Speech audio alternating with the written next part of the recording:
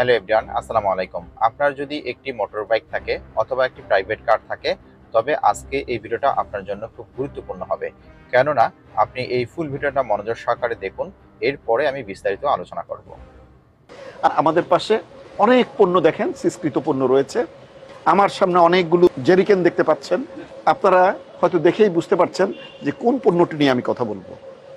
এটা হচ্ছে আর কিছু নয়, আমাদের অটোমোবাইলস বা ইন্ডাস্ট্রিয়াল জগতে লুব্রিকেন্ট হিসাবে যে সমস্ত পণ্যগুলো ব্যবহার হয়ে থাকে, সেই পণ্যের একটি মোবাইল সুপার, ক্যাস্ট্রোল, কোয়ার্ডস।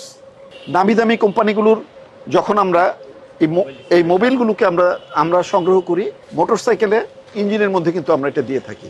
কিন্তু আমার সামনে এতগুলো বোতল, এতগুলো জার, এতগুলো কন্টেইনার নিয়ে কথা বলার একটাই কারণ, এই যে পণ্যগুলো, দামি দামি পণ্যগুলো দেখেছেন, আমার এখানে একটিও কিন্তু জেনুইন পণ্য নয়। আপনারা যারা মোটর বাইক পরিচালনা করে থাকেন, প্রাইভেট কার পরিচালনা করেন এবং অন্যান্য গাড়ির মালিক, আপনারা 2 মাস 3 মাস বা একটা সার্টেন ডিস্টেন্স অতিক্রম করবার পরে আপনারা মোবিলটাকে পরিবর্তন করে ফেলেন। এই মোবিলটি কিন্তু কোথাও ঢেলে ফেলানো হয় না, এটাকে সংরক্ষণ করা হয়। একটি গ্রুপ থাকে যারা বিভিন্ন জায়গায় ঘুরে ঘুরে ঘুরে ঘুরে এই পোড়া মোবিলগুলোকে সংগ্রহ করে। আমরা হয়তো ভাবি 1 লিটার, হাফ লিটার, 1.5 লিটার এই পোড়া মোবিলগুলো নিয়ে যেয়ে হয়তো অন্য কোনো কাজে ব্যবহার করা হয়। এই পোড়া মোবিলগুলো সত্যিকার অর্থে একটা পর্যায়ে এসে কোনো একটা আড়তে জমা হয়। অসাধু ব্যবসায়ীরা, কারখানার মালিকরা এটাকে তথাকথিত পরিশোধন করেন। অর্থাৎ পোড়া মোবিল থেকে তারা কালো যে কার্বন বা কালো যে অপদ্রব্যটা আছে সেটাকে কোনো না কোনোভাবে এটাকে দূরে সরিয়ে দেয়, এলিমিনেট করে দেয়, এর ভাবে কিছু কেমিক্যালস যুক্ত করে দেয়। ইভেন এমনও দেখা গিয়েছে যে তারা একটা কন্টেনারের মধ্যে পোড়া মোবিলগুলোকে রেখে সেখানে পলিথিন, সাদা পলিথিন যুক্ত করে সেখানে জাল দিতে থাকে। একটা পর্যায়ে সেটা ঘন হয়ে যায়, পলিথিনগুলো গলে যায়, পোড়া মোবিলের সাথে মিশে যায়, সেটা গ্রিজ হিসাবে তারা বাজারজাত করবার জন্য সচেষ্ট হয়। যেখানে হাজার হাজার ডলার খরচ করে, শত কোটি টাকার ডলার খরচ করে গ্রিস প্ল্যান্ট ইনস্টল করা হয়, যেখানে এত টাকার বিনিয়োগ করে বাহির থেকে গ্রিজ আমদানি করা হয়, অনুরূপভাবে মোবিল আমদানি করা হয়, সেই মোবিলগুলোর বাজারটাকে নষ্ট করে দিচ্ছে এই সমস্ত অসুধুপায়ী ব্যবসায়ীরা।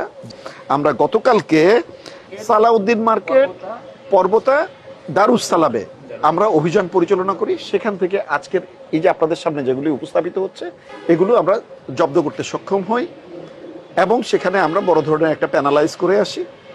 যে সমস্ত ভাইয়েরা এই সমস্ত অনৈতিক কার্যকলাপের সাথে জড়িত রয়েছে, তাদের এই দুর্বৃত্তায়ন থেকে বিরত থাকবার জন্য আমরা অনুরোধ করছি। আর সবচেয়ে বড় কথা, সাধারণ জনগণ হিসাবে আমরা যারা রয়েছি, আমাদের একটু দায়িত্ববোধ রয়েছে। এই দুর্বৃত্তদেরকে আইনের হাতে সোপর্দ করুন, আমাদেরকে তাদের তথ্য দিন, এক্সাক্ট তথ্য দিন, আমরা আমাদের টিম নিয়ে যথাসময়ে সেখানে হাজির হয়ে যাব। আমরা কিন্তু প্রকারান্তরে জনগণের পাশে থেকে তাদের সহায়তা করার জন্যই আমরা কাজ করি। ফুল ভিডিওটা দেখার জন্য আপনাদেরকে অসংখ্য ধন্যবাদ। সো আপনি এখন ভাবছেন যে আমি কি করব এবং আমার কি করণীয়। অবশ্যই আপনার করণীয় আছে। আপনার বাইকের অথবা প্রাইভেট কারের যখন আপনি গ্যারেজে নিয়ে মোবিল চেঞ্জ করান, এই মোবিলটা কিন্তু আপনি নিয়ে আসেন না। এই মোবিলটা কি করে, গ্যারেজে যারা কর্মচারী আছে অথবা মালিক যারা আছে, এরা কি করে, এই মোবিলটা একটা চক্রের কাছে তারা বিক্রি করে দেয়। এটাই আবার রিসাইকেল করে এটাই আপনার গাড়িতে আবার প্রবেশ করানো হচ্ছে। কিভাবে হচ্ছে এই ভিডিওটাতে আপনি তো দেখলেন। এখন আপনার করণীয় কি? অবশ্যই আপনার করণীয় আছে। আপনি যখন গ্যারেজে নিয়ে যাবেন মোবিল চেঞ্জ করার জন্য, অবশ্যই আপনার মোবিল যেটা বের হয়েছে, আপনার পুরনো যে মোবিলটা আছে, এই মোবিলটা আপনি